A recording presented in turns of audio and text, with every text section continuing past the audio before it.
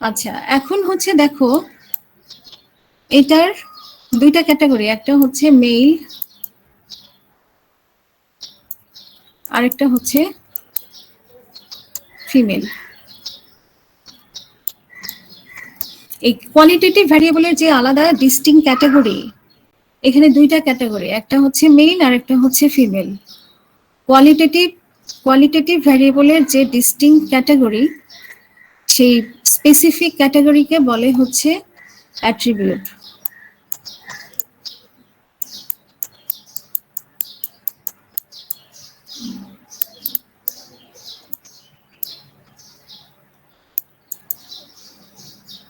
আচ্ছা, আরেকটা প্রশ্ন দেখো, সে ক্লাউডি ক্লাউডি যদি বলা হয় এটা কি টাইপের ভ্যারিয়েবল, এটা তোমাদের ডিসিপ্লিন থেকেই জিজ্ঞেস করলাম। এবার একটু বলো তো যে এটা কোন টাইপের ভ্যারিয়েবল।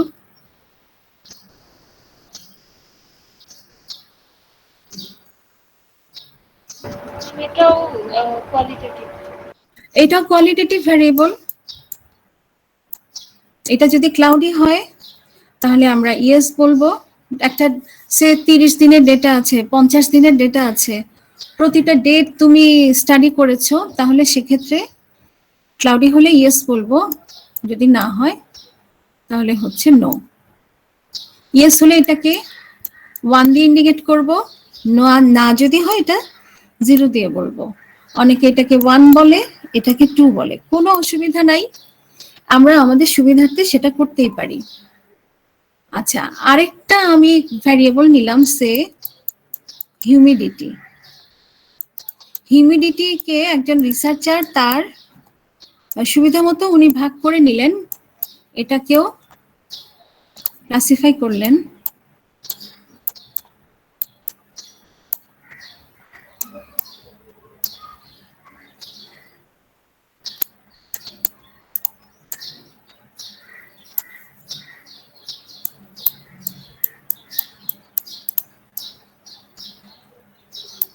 লো, মিডিয়াম, হাই। একজন রিসার্চার তার নিজের মতো করে একটা স্কেল ঠিক করলেন, করে সেই ডাটাটাকে পুরাটাকে ভাগ করলেন, যে হিউমিডিটি সে 1, 2, 3।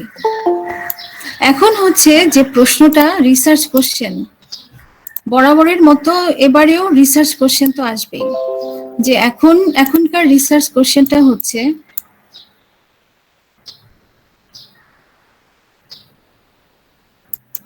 Research question. তো সেই কোশ্চেনটা এখন লিখতেছি, সবাই একটু দেখো।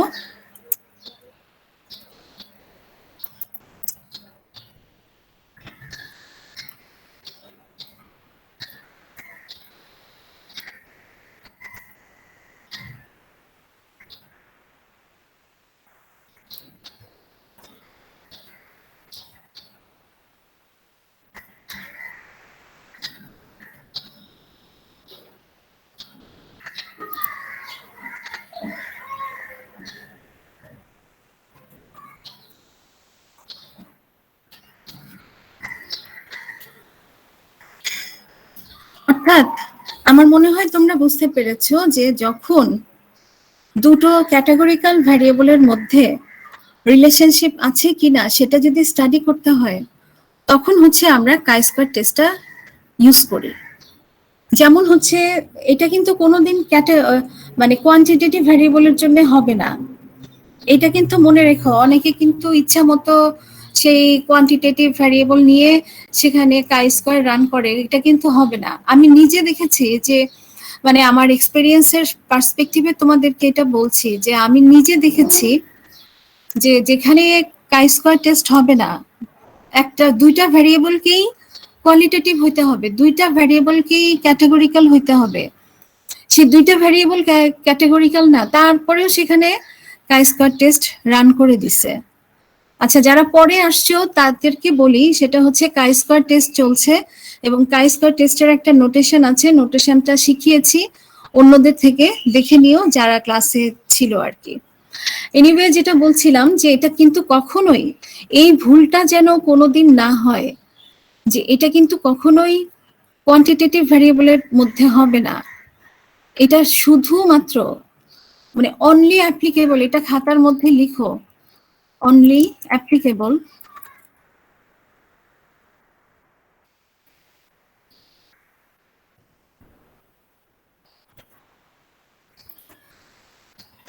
in the case of the qualitative variable, অথবা আরেকটু ক্লারিফাই করে যদি লিখতে চাও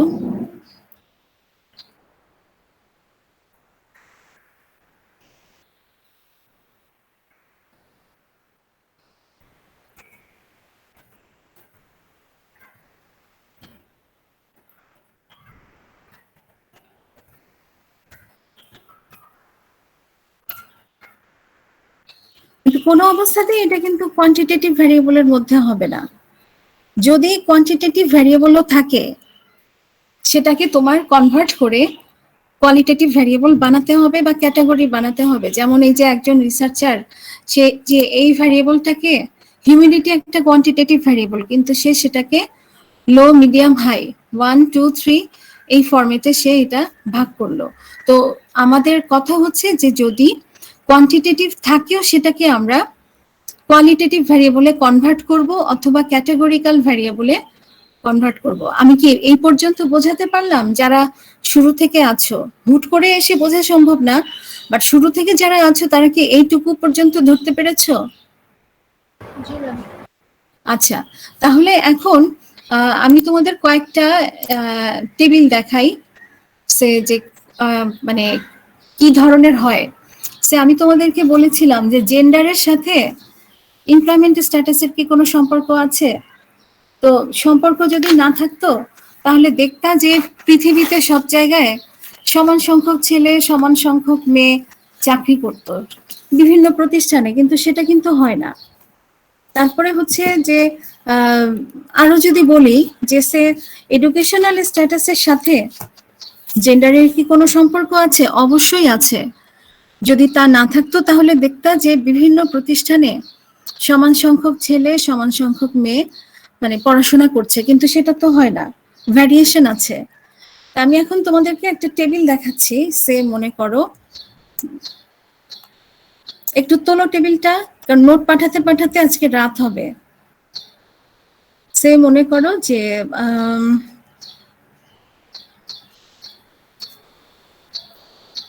এপাশে থাকলো হচ্ছে সে ইনকাম,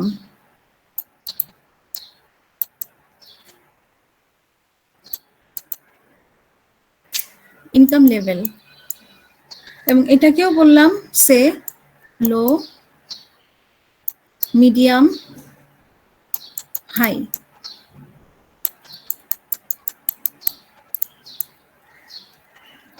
ইনকাম কিন্তু একটা কোয়ান্টিটেটিভ ভ্যারিয়েবল, কিন্তু সেটাকে হয়তো নিজের প্রয়োজনে একজন রিসার্চার তিনি কি করেছেন, নিজের মতো করে এটাকে ক্লারিফাই করেছেন লো, মিডিয়াম, হাই। এখন হচ্ছে দেখো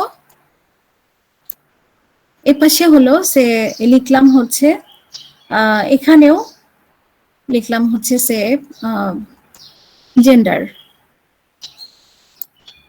তাহলে মেল আর হচ্ছে ফিমেল, এটাই তো থাকবে, এর বেশি তো আর থাকবে না। তাহলে এখন যদি এটাকে এই সংখ্যাগুলো লিখি,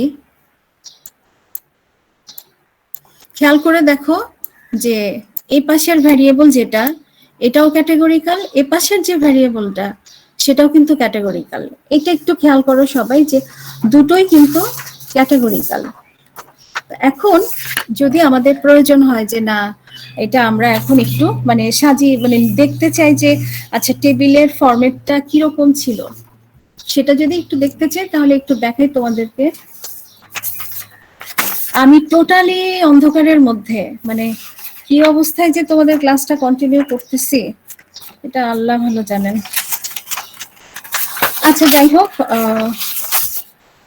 হ্যাঁ সে দেখো এখানে লিখলাম 116, তার মানে 116 জন পুরুষকে পাওয়া গেছে যে যারা কিনা লো ইনকাম লেভেলে বিলং করে। তারপরে হচ্ছে 284, তারপরে মনে করো এখানে 284 জন পুরুষকে পাওয়া গেছে যারা মিডিয়াম ইনকাম লেভেলে বিলং করে। তারপর মনে করো যে 69 লিখলাম, এইখানে 69 মেলকে পাওয়া গেছে যারা কিনা পুরুষ মানুষ, তারা হাই ইনকাম লেভেলে বিলং করে। এবার আসি ফিমেলে, 132 জন ফিমেলকে পাওয়া গেছে যে 132 জন কিনা লো ইনকাম লেভেলে বিলং করে। 299 জনকে পাওয়া গেছে যারা কিনা মিডিয়াম ইনকাম লেভেলে বিলং করে। এতজন মহিলাকে পাওয়া গেছে। 65 জন মহিলাকে পাওয়া গেছে যারা কিনা ফিমেল, তারা হাই ইনকাম লেভেলে বিলং করে। এই যে টেবিলটা বানালাম, এই টেবিলটার একটা নাম আছে, এই টেবিলকে বলে হচ্ছে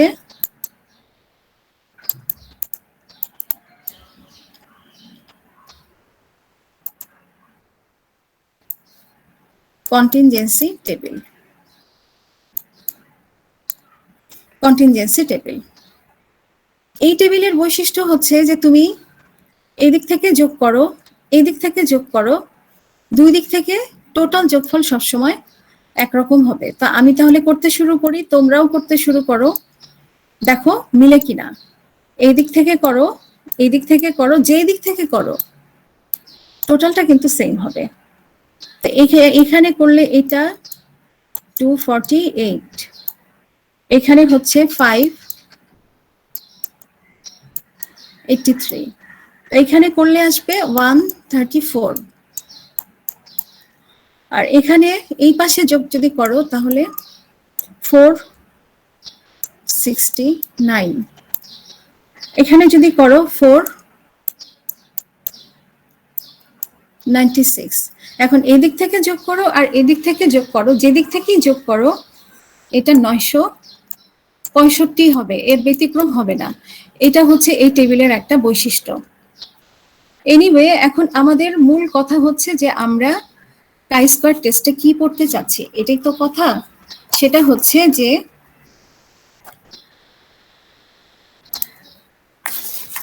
টু স্টাডি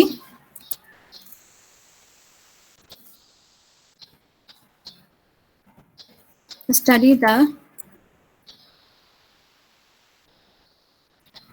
আচ্ছা আমার লেখা একটু উল্টাপাল্টা আসতেছে কারণ আমি আন্দাজের উপর টাইপ করতেছি, বুঝতে পারতেছি না। To study the relationship between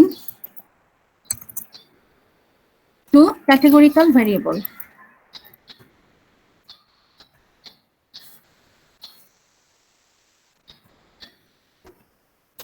এখন তোমাদের এটা হাতে কলমে দেখানোর জন্য আমি তোমাদেরকে ডাটা পাঠিয়েছিলাম কারেন্ট যাওয়ার আগে, পেয়েছো? জি ম্যাডাম। হ্যাঁ, আমি সেই এখন ডাটা ওপেন করছি, সবাই একটু দেখো যে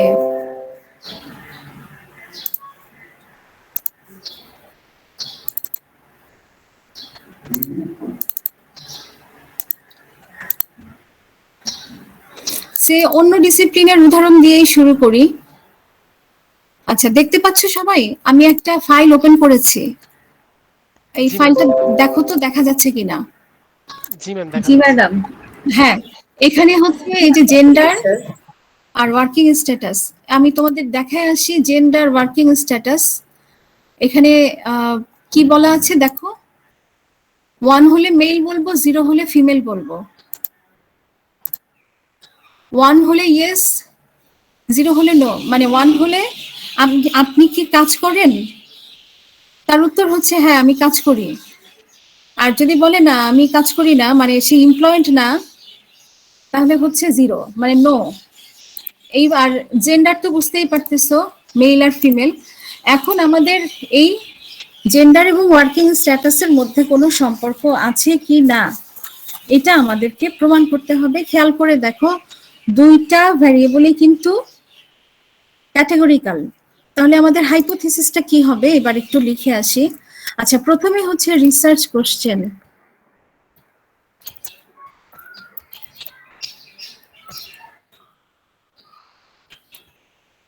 এটা হচ্ছে ইজ দেয়ার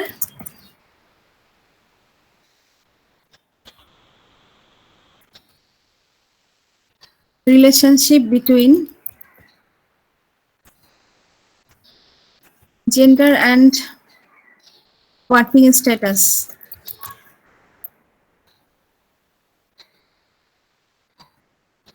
আর এটার পরিপ্রেক্ষিতে তাহলে আমাদের হাইপোথিসিস কি হবে দেখো। আচ্ছা, প্রথমে তোমরা একটু বলো তো হাইপোথিসিস কি হবে। নাল হাইপোথিসিসটা কি হবে? হ্যাঁ, There is no relationship between gender and working status. হ্যাঁ, there is no relation between gender and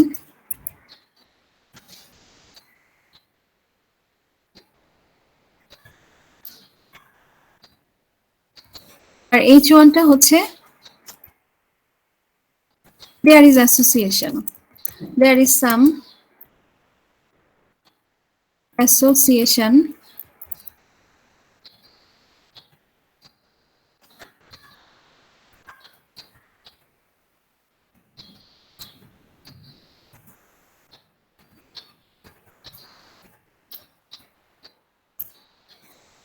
এই হাইপোথিসিসটা আমরা প্রমাণ করব। তো তোমাদের লেখা হয়েছে হাইপোথিসিসটা?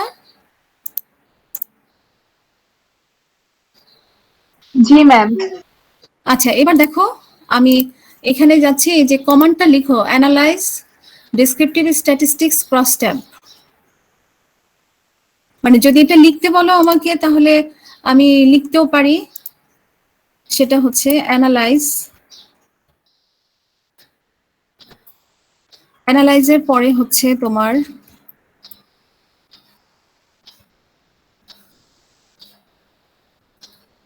অ্যানালাইজের পরে ডেসক্রিপটিভ স্ট্যাটিস্টিক্স,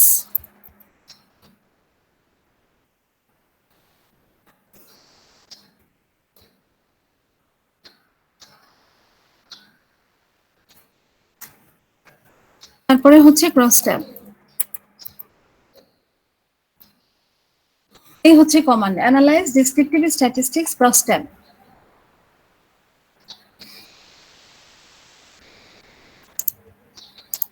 দেখো, analyze descriptive statistics cross tab. এখন জেন্ডারকে নাও রো বরাবর, ওয়ার্কিং স্ট্যাটাসকে নাও কলাম বরাবর। এইটুকু ক্লিয়ার হয়েছে? আমি তোমাদের 3টা ডাটা পাঠিয়েছি, এর চেয়ে বেশি এই ডাটা আর পাঠানো সম্ভব না।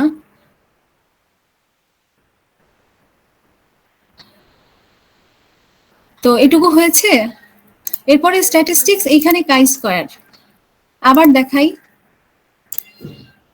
Analyse descriptive statistics cross tab, তারপরে হচ্ছে জেন্ডারকে নাও রো বরাবর, ওয়ার্কিং স্ট্যাটাসকে নাও কলাম বরাবর, স্ট্যাটিস্টিক্স কাই স্কয়ার, তারপর কন্টিনিউ। ওকে, দেখো এই যে একটা, এইটা কন্টিনজেন্সি টেবিল, এটা কাই স্কয়ার মানে আউটপুট। আমি এটাকে কপি করে নিয়ে যাই, কপি,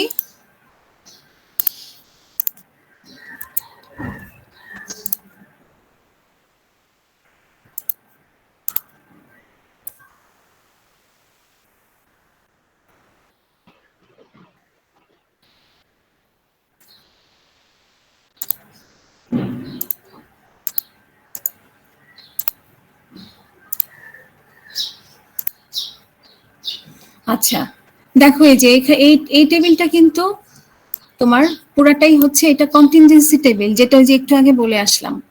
আর এইখানে তোমাকে দেখতে হবে এই যে কাই স্কয়ার, দেখতে পাচ্ছ এই যে পিয়ারসন কাই স্কয়ার, এইটা তার ভ্যালু, এইটা হচ্ছে পি ভ্যালু 0.017।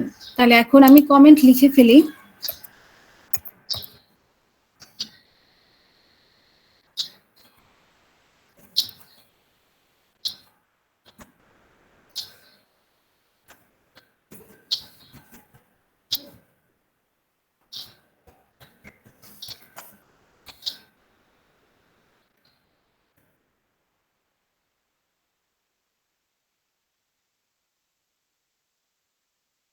Hello, ma'am.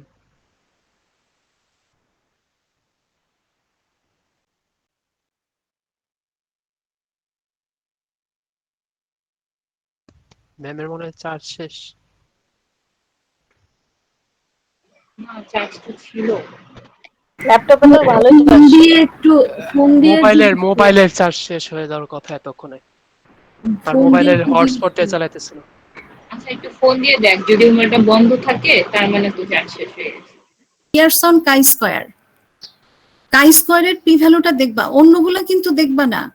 অনেক সময় স্টুডেন্টরা ফোন করে মানে ধরো এই যে পরীক্ষায় ধরো যদি আসে, এই নিচের গুলা কিন্তু দেখতে হবে না, নিচের গুলা তো চলে আসছে, কিন্তু তোমাকে দেখতে হবে শুধু কাই স্কয়ারের করেসপন্ডিং যেটা সেটা। তো এখন তাহলে লিখি, সেটা দেখো যে found that the p value of the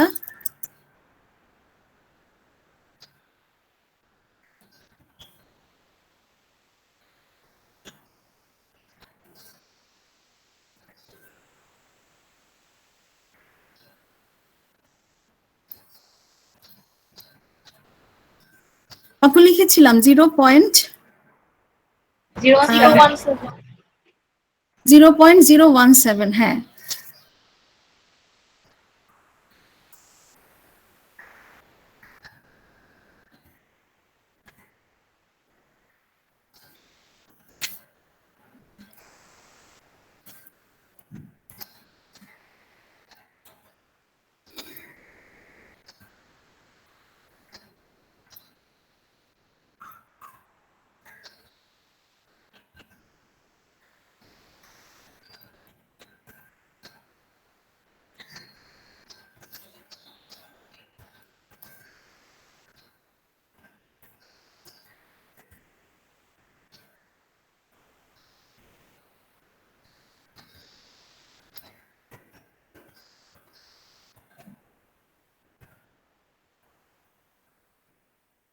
null hypothesis reject হওয়া মানে কি? That means there is some relationship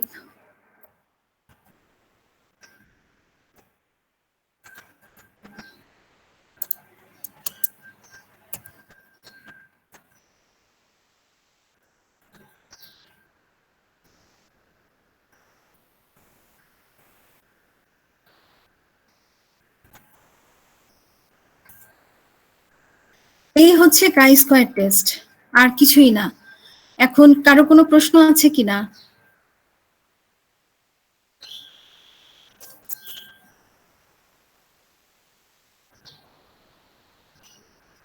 তোমাদের কারো কোনো প্রশ্ন আছে কিনা?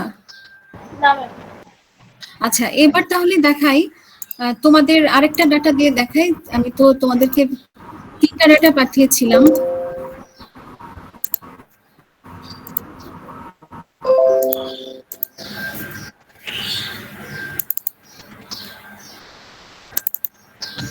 আচ্ছা দেখো, তোমাদের একটা ডাটা দিয়ে দেখাই, cloudy.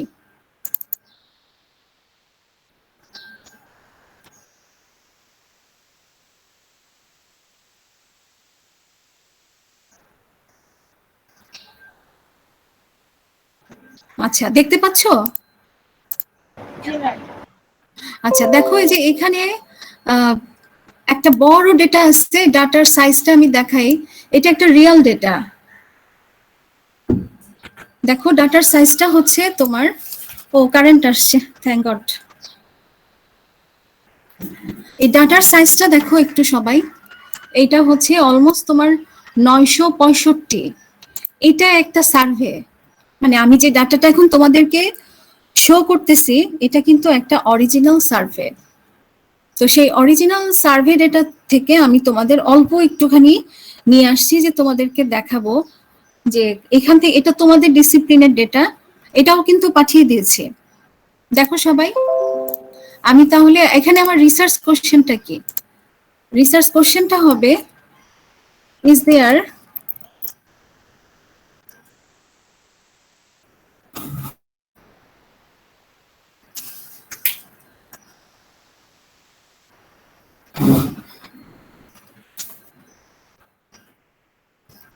is there any relationship between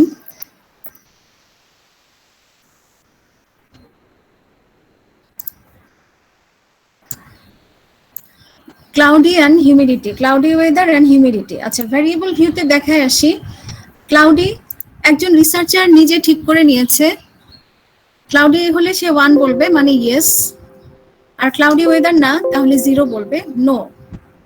আচ্ছা, তারপরে হিউমিডিটি সে নিজে ভাগ করেছে, 1 হলে লো, 2 হলে মিডিয়াম, হাই হলে 3।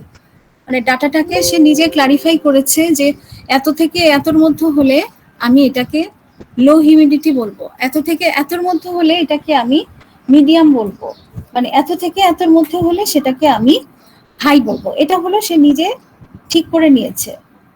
এখন হচ্ছে যে এইটার সাথে আমাদের রিসার্চ কোশ্চেনটা হচ্ছে যে ক্লাউডি ওয়েদারের সাথে হিউমিডিটির কোনো সম্পর্ক আছে কি না। তার মানে is there any relationship between cloudy weather and is there any relationship between cloudy weather and humidity? এটা আমার রিসার্চ কোশ্চেন।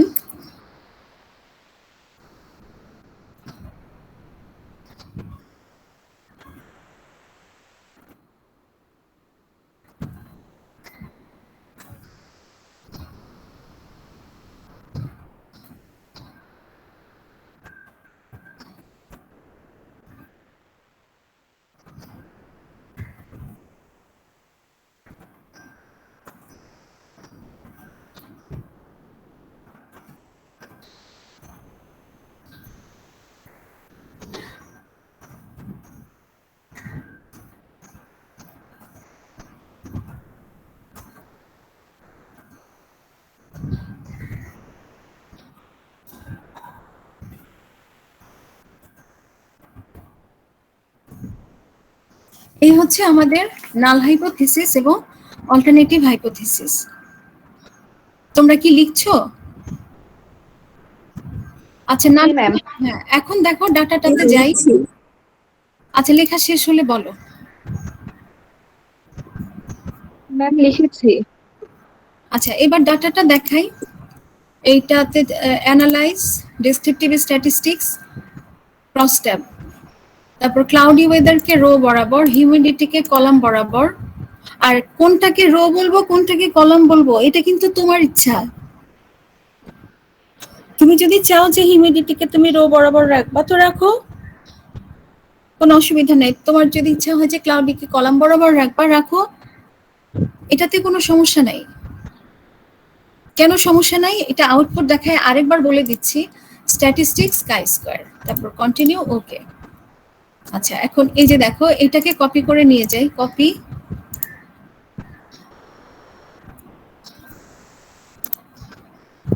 এটা আমাদের, এটার নাম হচ্ছে কন্টিনজেন্সি টেবিল। আচ্ছা, তোমাদেরকে যেটা বলছিলাম যে তুমি তোমার ইচ্ছা মতো রো ভ্যারিয়েবল, কলাম ভ্যারিয়েবল ঠিক করতে পারো, এটাতে কোনো সমস্যা নেই। এই কারণে যে তুমি যেদিক থেকেই যোগ করো যোগফলটা 965 হইতেই হবে, মানে এটা মিলতেই হবে। না মিললে এটা কন্টিনজেন্সি টেবিল না। অথবা তুমি কাইস্কার টেস্টটা করতে পারবে না, অন্য কিছু করতে হবে, এক্সাক্ট টেস্ট করতে হবে যেটা তোমাদের সিলেবাসে ওইভাবে অন্তর্ভুক্ত না। তো সেক্ষেত্রে তুমি যেদিকেই রো কলাম ঠিক করো কোনো অসুবিধা নাই। আচ্ছা, নেক্সট। তারপরে হচ্ছে এই আউটপুটটা যেটা আমাদের মেইন। তাহলে এটার ক্ষেত্রে ভ্যালুটা কি দিয়েছিলেন, মানে কোনটাকে 0 আর কোনটাকে 1 করেছিলেন? আচ্ছা, দেখাচ্ছি। ক্লাউডিকে বলেছি এরকম, আর হিউমিডিটি হচ্ছে এরকম, ঠিক আছে? Yes ma'am. আচ্ছা, এবার তাহলে আমরা ইন্টারপ্রিটেশনে চলে যাই। এটা হচ্ছে কন্টিনজেন্সি টেবিল, এটা নিয়ে আমাদের আলোচনা নাই। এইটাকে বলে হচ্ছে, এইটাই আমাদের আসল। আমাকে দেখতে হবে কাই স্কয়ারের বরাবর পি ভ্যালু কত, 0.676। তাহলে এখন লিখি comment.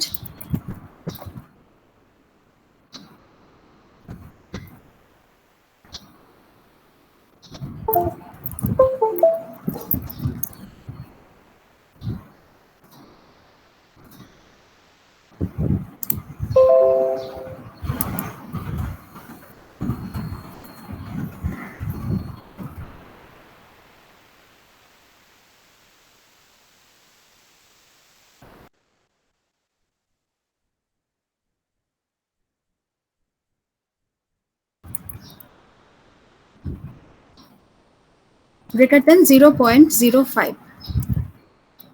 Since the p-value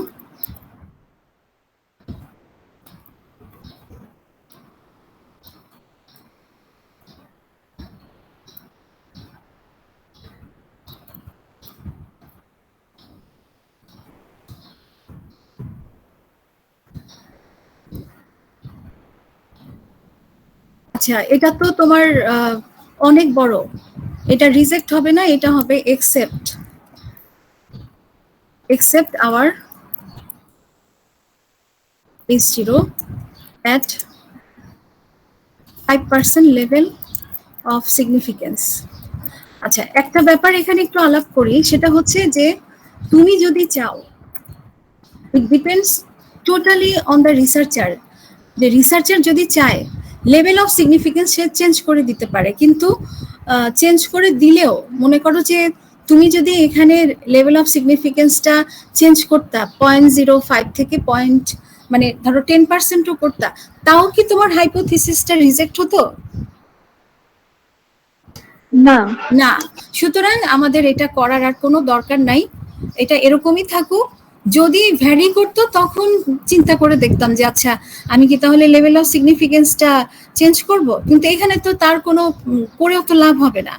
so আমরা লিখবো যে since p value is greater than 0.05, so we may accept our H0 at 5% level of significance. That means there is no relationship between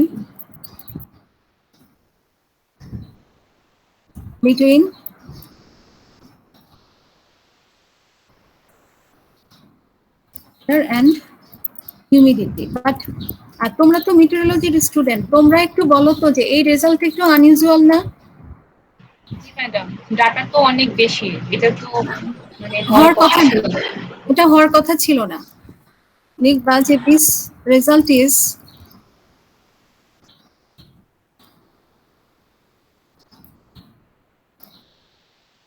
কারণ আমরা জানি যে ক্লাউডি ওয়েদারের সাথে হিউমিডিটির একটা সম্পর্ক আছে, এটা থাকার কথা, কিন্তু সেটা তো আসলো না। তখন আমরা লিখবো this result is little bit unusual. এখন এটা this is happened maybe due to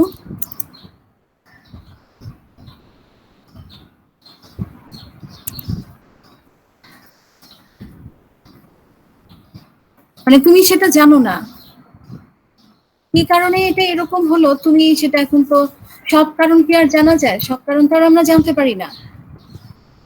সে কারণে আমরা যেটা বলতে পারি যে এটা এরকম,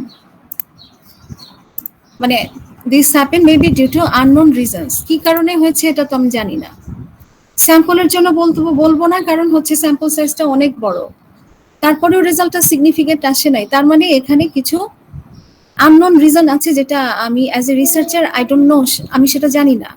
এবং চলার পথে চাকরি করতে যে, ভবিষ্যতে গবেষণা করতে যে, হায়ার স্টাডিজ করতে যে, এরকম বহু কিছু তোমার সামনে আসবে, বহু কিছু তোমার সামনে আসবে যেটা হয়তো তুমি মানে প্রেডিক্ট করতে পারছো না, এরকম হতেই পারে। আচ্ছা, এইটুকু কি লেখা হয়েছে? আমি এটা পাঠাই দিব তোমাদেরকে। আচ্ছা, এখন বলো কাই স্কয়ার টেস্ট নিয়ে কারো কোনো সমস্যা আছে কিনা?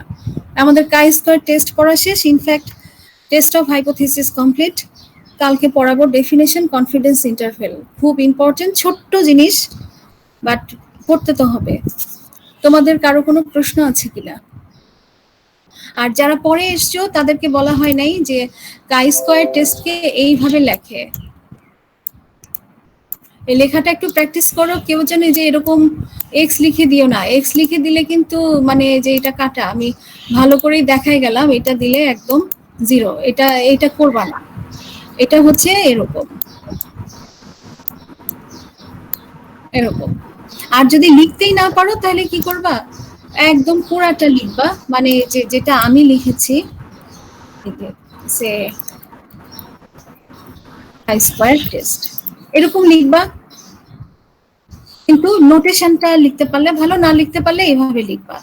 আচ্ছা, কারো কোনো প্রশ্ন আছে কিনা? তোমাদের কাই স্কয়ার টেস্ট শেষ, এখন এটা আমি লিখে পাঠাবো। তোমাদেরকে পড়িয়েছি আজকে কন্টিনজেন্সি টেবিল কাকে বলে। কন্টিনজেন্সি টেবিল বলে হচ্ছে যে যখন ওই যে দুই ধরনের, দুই পাশে দুইটাই হচ্ছে তোমার ক্যাটাগরিক্যাল ভ্যারিয়েবল। যেমন আমি দেখিয়েছিলাম শুরুতে, কোনটা কি দেখিয়েছিলাম? যে একটা টেবিল করে দেখিয়েছিলেন, হ্যাঁ হ্যাঁ হ্যাঁ, রো আর দেখিয়েছি। কলাম যেটাই সেম হবে। দেখা যাচ্ছে? জি ম্যাম। জি ম্যাডাম। হ্যাঁ, তো এই যে, হ্যাঁ, এইটা হচ্ছে কন্টিনজেন্সি টেবিল এবং এটা ওই এসপিএসএস এর আউটপুটের মধ্যে কিন্তু চলে আসে। এই যে দেখো, প্রতিটা জায়গায় আসছে। এই যে এইটা তোমার হচ্ছে কন্টিনজেন্সি টেবিল, প্রতিটা জায়গায় সে আসবে। আচ্ছা, তারপর পড়িয়েছি যে কোন সময়ে কাই স্কয়ার টেস্ট ইউজ হয়। যখন হচ্ছে দুইটা ক্যাটেগরিক্যাল ভ্যারিয়েবলের মধ্যে সম্পর্ক আছে কিনা সেটা টেস্ট করার প্রয়োজন হয়, তখন আমরা কাই স্কয়ার টেস্টটা ব্যবহার করি। আর বাকি সব জিনিস আগের মতো, একটা রিসার্চ কোশ্চেন, তার সাথে হাইপোথিসিস দুইটা, তার সাথে আউটপুট অ্যানালাইসিস, এই তো। আর তোমাদের কমান্ডটাও আমি লিখে দিয়েছি, আবারও নোটের মধ্যে থাকবে। তো তোমাদের টেস্ট অফ হাইপোথিসিস এখানেই কমপ্লিট। তোমাদের আর কারো কোনো প্রশ্ন আছে কিনা? আমি লাস্টে শুধু একটা জিনিস আলোচনা করব এখন, যে কোন সময়ে কোনটা, মানে টি টেস্ট কখন করব, পেয়ার টি টেস্ট কখন করব, এফ টেস্ট কখন করব, কাই স্কয়ার টেস্ট কখন করব, এইটা আমি একটু মুখে আলোচনা করব। প্রতিটা টেস্ট পড়ানোর সময় এই জিনিসগুলো এসছিল।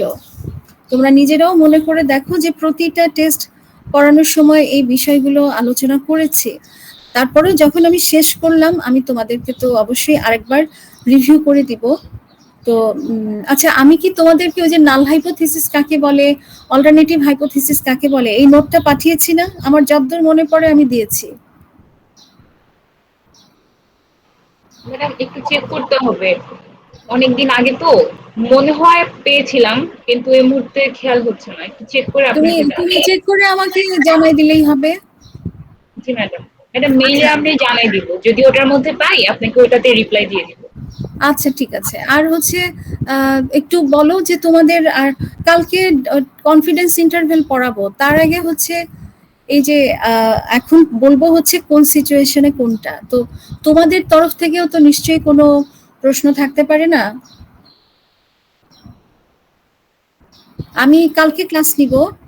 আর আর একটা কোশ্চেন, সেটা হচ্ছে যদি আপনি যে বললেন পি ভ্যালুর ক্ষেত্রে আমি 5% না করে যদি 10% এ নেই, তখন যদি দেখি সিগনিফিকেন্ট হয়, সেই ক্ষেত্রে কি আমি 10% এ নিয়ে করবো হ্যাঁ, নাকি আমি করবা। 5% এ রেখেই রাখবো? না না, করবা করবা। আর যদি তোমার থিসিসের বিষয় হয়, তাহলে তুমি তোমার সুপারভাইজারের সাথে কথা বলবা। ম্যাডাম জাস্ট এক্সামের জন্য, মানে আমাদের ফাইনাল এক্সামের জন্য যে হ্যাঁ হ্যাঁ, 10% তখন 10% করে নিও। যদি চেঞ্জ হয় আর দেখলাম যে না, চেঞ্জই হচ্ছে না, তাহলে তো আর দরকার নেই। ম্যাডাম 10% এর মধ্যেই তো মিনিমাম থাকবে, মানে এর বেশি তো আর যেতে হবে না। না মানে না না, এর পাশে এর পরে আর যেতে হবে না। এরপরে যাওয়া না যাওয়া all the same, meaningless. G madam, এর জন্যই বলবো। আচ্ছা, আর কারো কোনো প্রশ্ন নাই? ম্যাম, কোনোটা দেখা গেল 10% সিগনিফিকেন্স, কিন্তু সে 5% এটাকে মানে ইনসিগনিফিকেন্ট দেখা দিল, তাহলে কি এটা ভুল হবে? না না, ওইটাই তো বললাম, জান্নাতুল ফেরদৌস এই প্রশ্নটাই করেছিল। আচ্ছা, আর কোনো প্রশ্ন নাই তোমাদের কারো? হাসনায়েন, তুমি কি ক্লাসে আছো? তোমাকে দেখা যাচ্ছে বাট, আচ্ছা, মাইক্রোফোনে প্রবলেম। অভিজিৎ ক্লাসে আছো দেখতে পাচ্ছি, কোনো সমস্যা আছে? না ম্যাম, বুঝতে পেরেছি। আচ্ছা আচ্ছা, আমি তোমাদের খাতা দেখাবো, কিন্তু সেটা ক্লাসের মধ্যে না। ক্লাস শেষ হয়ে গেলে কোনো একদিন যদি আমি একটু আসতে বলি অনলাইনে, তোমরা এসে খাতা দেখবা তো নাকি? জি ম্যাডাম। আচ্ছা, মানে সেদিন হয় ওই যে আগের মতো ভুলগুলোও একটু বলে টলে দিব। বাট অভিজিৎ, তুমি অনেক কনফিডেন্ট, তুমি তোমার প্রথম ইন কোর্সের নাম্বারটা জানো না, এবং তুমি একবার আমাকে জিজ্ঞেসও করো নাই যে ম্যাডাম আমি কত পেয়েছি, বা আর তোমার নাম্বারটা অন্যদের কাউকে আমি বলেও দেই নাই কাজে তোমার তো জানারও কথা না, বাট এত মানে কনফিডেন্স থাকা ভালো, কিন্তু আমি এরকমটা দেখি নাই যে কনফিডেন্স আছে ভালো বুঝো, বাট তুমি ইনকোর্সের নাম্বারটা জানতে চাইবা না, এটা কিন্তু আমার কাছে একটু মানে আশ্চর্য লেগেছে যে তুমি জানতে চাইবা না যে ম্যাডাম আমি কত পেয়েছি। ম্যাডাম আসলে এটা মানে জাস্ট ক্লাসের চাপটা এসবের কারণে পরে আর মাথায় ছিল না, সরি। আচ্ছা ঠিক আছে, এখন তাহলে আর তার কোনো প্রশ্ন নাই। আমি একটুখানি ওভারঅল রিভিউ করে ক্লাসটা শেষ করছি, যে তোমাদেরকে যা যা আমি পড়িয়েছি, যে প্রবলেমগুলো যেগুলো থেকে পরীক্ষায় আসবেই, একদম 100% শিওর থাকো সেগুলো আসবেই। আর আগামীকালকে পড়াবো হচ্ছে কনফিডেন্স ইন্টারভেল।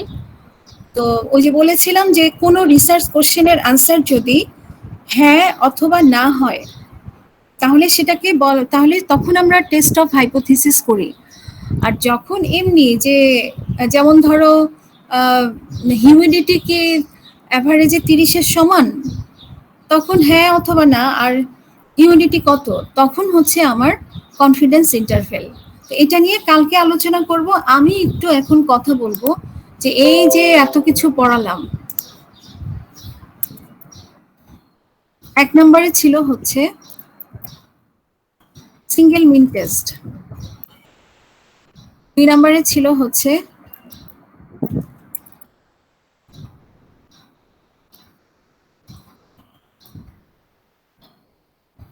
নম্বরে ছিল টেস্ট অফ,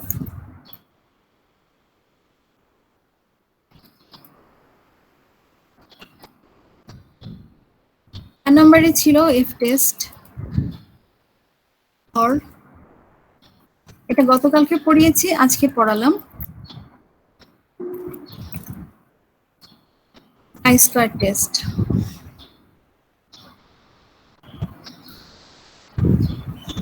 এই 5টা টেস্টের মধ্য থেকে ধরে রাখো 3টা আসবেই, 3টা, আর ওখান থেকে 5টা, টোটাল 8টা তোমাকে অ্যান্সার করতে হবে, বোধহয় 5টা বা 6টা, হোয়াট এভার তোমার টেস্ট অ্যান্সার করতে হবে। এখন হচ্ছে আমি কোন প্রতিটা জিনিস তোমাদেরকে আমি পড়িয়েছি, এবং যতটুকু পড়ানো দরকার তার চেয়ে আমি বেশি পড়িয়েছি। যেমন আজকে তোমাদের 2টা দেখালাম, আর 2টা ডাটা পাঠানো হয়েছে, আরেকটা অতিরিক্ত পাঠিয়েছি বিকজ অফ প্র্যাকটিস, যে তোমরা একটু প্র্যাকটিস করো।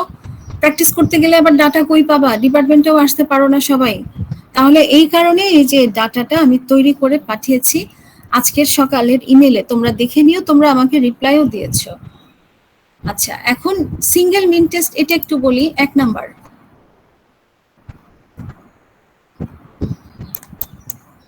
এটার হাইপোথিসিসটা কিরকম?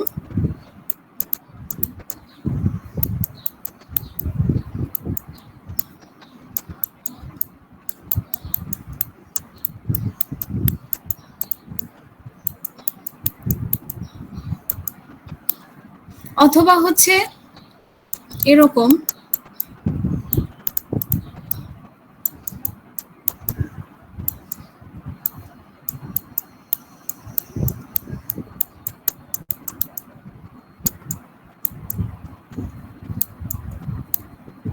এরকম, অথবা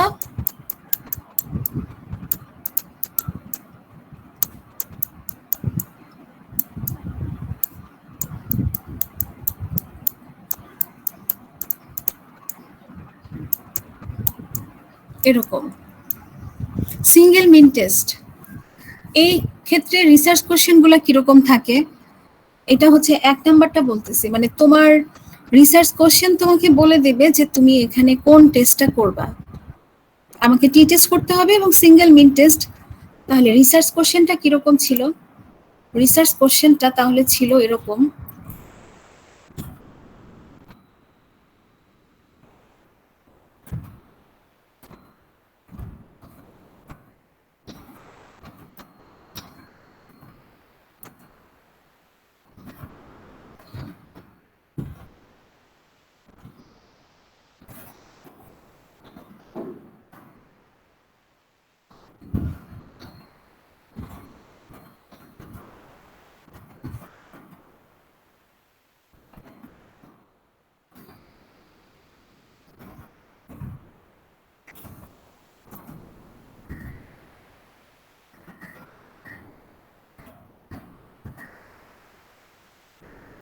তাহলে এখানে আমার হাইপোথিসিসটা হবে এরকম,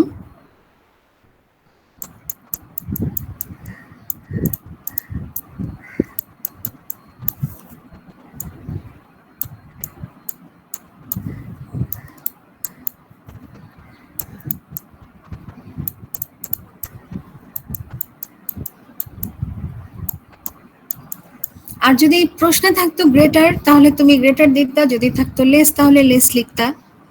অর্থাৎ প্রশ্ন তোমাকে বলে দিবে যে তুমি এই পথে হাঁটো। রিসার্চ কোশ্চেনটা মাথার মধ্যে সবসময় রাখবা যে এটা শুধু পরীক্ষা না, এই থিসিস করতে যাবা, পেপার করতে যাবা, গবেষণা করবা, প্রতিটা পর্যায়ে তোমার মাথায় যেন থাকে যে এটা এই রিসার্চ কোশ্চেন আমাকে কি বলতেছে। আচ্ছা, তারপরে 2 নাম্বারটাতে আসি। 2 নাম্বার হচ্ছে আমার পেয়ার টি টেস্ট। পেয়ার টি টেস্টের বেলায় বলা ছিল যে ইন্ডিভিজুয়ালটা সেম হবে, সে ডিস্ট্রিক্ট,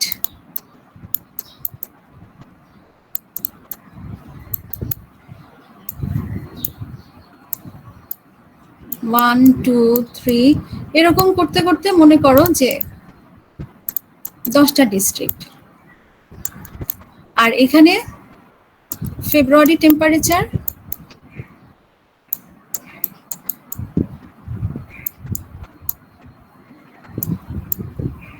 আর হচ্ছে মার্চ টেম্পারেচার।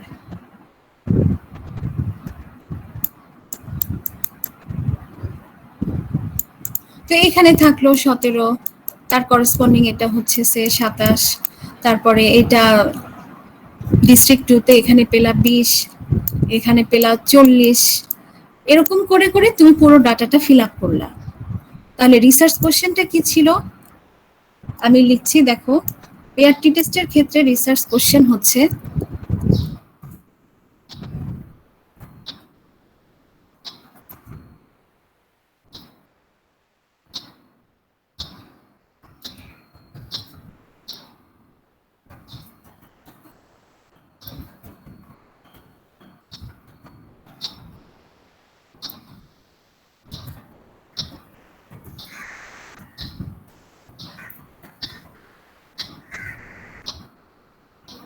দেখো ইন্ডিভিজুয়াল গুলা সেম,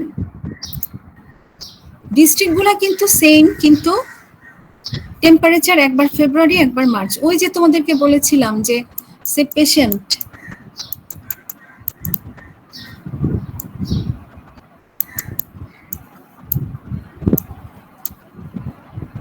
তারপরে এখানে 1 2 এরকম করতে করতে 10 জন পেশেন্ট আছে। এখানে হচ্ছে ইনসুলিন, ইনসুলিন দেওয়ার আগে বিপি আর কি, ব্লাড সুগার লেভেল।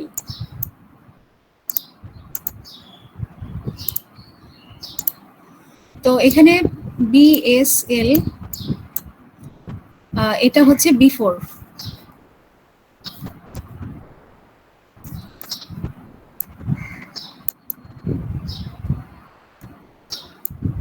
এটাও ব্লাড সুগার লেভেল, এটা হচ্ছে ইনসুলিন দেওয়ার পরে, আফটার। তো ইন্ডিভিজুয়াল যখন সেম হবে তখন আমরা পেয়ার টি টেস্ট করব। অর্থাৎ তুমি খেয়াল করবা যে ইন্ডিভিজুয়াল গুলো কি সেম। আচ্ছা, এবার তাহলে চলে আসি 3 নম্বরে। কি ছিল? আমাদের পরে একটা ক্লাস আছে। ও আচ্ছা আচ্ছা, অসুবিধা নেই। তাহলে ঠিক আছে, ক্লাসটা কি আজকে বুঝেছো? আজকে বোঝা গেছে ক্লাসটা? জি ম্যাডাম। আচ্ছা, আমি সরি যে অনেক ইন্টারাপশন ছিল, কিন্তু এটা আমার কিছু করার ছিল না। আমি যে ক্লাসটা নিতে পেরেছি এটাই থ্যাঙ্কস আল্লাহ যে ক্লাসটা নিতে পারা গেছে। তোমরা যাও, আমি নোট পাঠিয়ে দিব এটা। আর কালকে আমরা কনফিডেন্স ইন্টারভেল বলবো, আর এই যে যেটুকু বাকি ছিল আজকে, যেটা আমি বলতে পারলাম না সেটা বাকিটা বলেই শেষ। তো বাকি আছে কনফিডেন্স ইন্টারভেলের ডেফিনেশন আর আরিমা মডেলের ডেফিনেশন, তারপর একদম কোর্স কমপ্লিট। তো আমার হাতে ক্লাসও আছে সোমবার, মঙ্গলবার, বুধবার, 3টা ক্লাস। আশা করি এত ক্লাস লাগবে না। ঠিক আছে, তাহলে তোমরা যাও। ঠিক আছে, থ্যাংক ইউ। আসসালামু আলাইকুম। ম্যাম আসসালামু আলাইকুম। আসসালামু আলাইকুম ম্যাম। ম্যাম আসসালামু আলাইকুম। ওয়ালাইকুম আসসালাম। আসসালামু আলাইকুম।